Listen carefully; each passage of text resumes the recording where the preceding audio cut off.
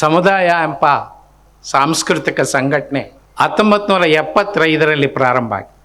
ಆಗ ನಾನು first year ಲಾ degree ಮಾಡ್ತಿದ್ದೆ. ಲಾ ಸ್ಟೂಡೆಂಟ್ ಆಗಿ, ಲಾಯರ್ ಆಗಿ, ಲಾ ಟೀಚರ್ ಆಗಿ, ಜಡ್ಜ್ ಆಗಿ, ರಿಟೈರ್ ಆಗಿ, ಇವತ್ತಿಗೆ ನನಗೂ 50 ವರ್ಷ ಈ ಜುಡಿಷಿಯಲ್ ಫ್ಯಾಮಿಲಿ ಹಿಸ್ಟ್ರಿ. ಹುತ್ತುವ ಬಡಿದರೆ ಎಂಬ ನಾಟಕದಿಂದ ಸಮುದಾಯ ಎಂಬ ಸಂಘಟನೆ ಪ್ರಾರಂಭ ಆಗಿ 2 ವರ್ಷಗಳಲ್ಲಿ ಬೆಲ್ಚಿ ನಾಟಕದ ಮುಖಾಂತರ ಒಂದು ಸಂಘಟನೆ, ಒಂದು ಚಳುವಳಿಯ ರೂಪ ಪಡೆಯಿತು. ತನ್ನ ಚಟುವಟಿಕೆಗಳ ಮುಖಾಂತರ ಸಮುದಾಯ ಈ ರಾಜ್ಯದ ಪ್ರಜಾಪ್ರಭುತ್ವ, ಜಾತ್ಯತೀತ ಹಾಗೂ ಸಾಂಸ್ಕೃತಿಕ ಚಳುವಳಿಯನ್ನು ಕಟ್ಟುವುದರಲ್ಲಿ ಬಹಳ ದೊಡ್ಡ ಕೊಡುಗೆಯನ್ನು ನೀಡಿದೆ ಅನ್ನೋದನ್ನು ಈ ಸಂದರ್ಭದಲ್ಲಿ ನಾವೆಲ್ಲರೂ ಸ್ಮರಿಸ್ಕೋಬೇಕಾಯ್ತು.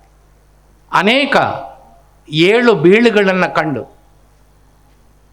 ಸಮಸ್ಯೆ ಸವಾಲುಗಳನ್ನು ಕಂಡು, ಕೋಮುವಾದಗಳಿಂದ ದಾಳಿಗಳನ್ನು ಕಂಡು, ಕಷ್ಟ ಕಾರ್ಪಣ್ಯಗಳನ್ನು ಕಂಡು, ಇಂದಿಗೂ ನಮ್ಮ ಮುಂದೆ ಸಮುದಾಯ ಉಳಿದಿದೆ ಅನ್ನೋದೇ ನಮ್ಮೆಲ್ಲರೂ ಹೆಮ್ಮೆ ಪಡ್ತಕ್ಕಂಥ ವಿಚಾರ.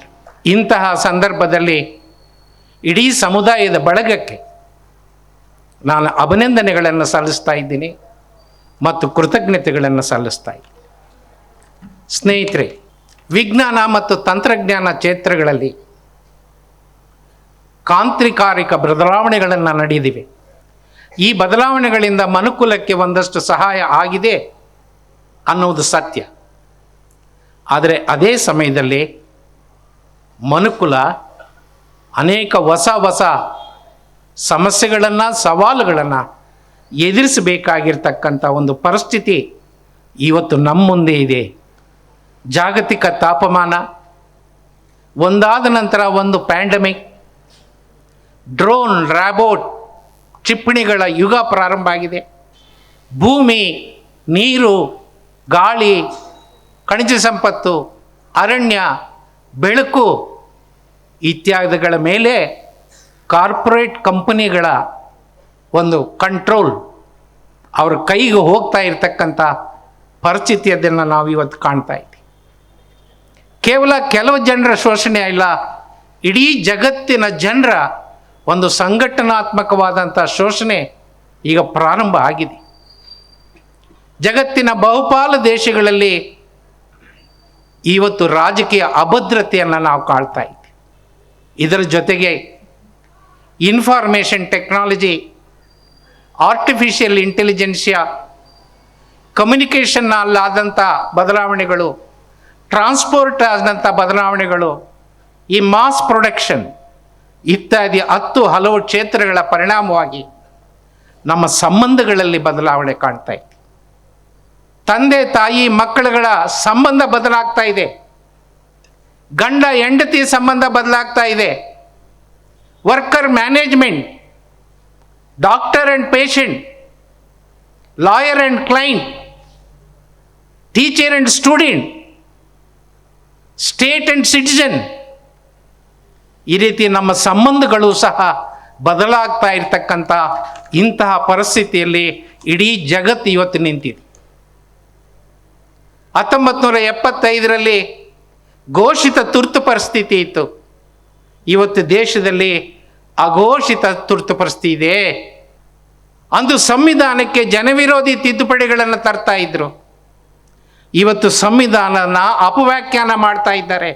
ಸಂವಿಧಾನಕ್ಕೆ ನಮಸ್ಕಾರ ಹಾಕ್ತಾರೆ, ಅಂಬೇಡ್ಕರ್ಗೆ ನಮಸ್ಕಾರ ಹಾಕ್ತಾರೆ, ಬೆನ್ನ ಹಿಂದೆಯಿಂದ ಅವರು ಚೂರಿ ಆಗ್ತಾ ಇದ್ದಾರೆ. ಬದುಕಿನ ಸಮಸ್ಯೆಗಳು ಹಿಂದಕ್ಕೆ ಸರಿತಾ ಇವೆ. ಭಾವೋದ್ವೇಗಕ ವಿಷಯಗಳು ಮುನ್ನೆಲೆಗೆ ಬರ್ತಾ ಇವೆ.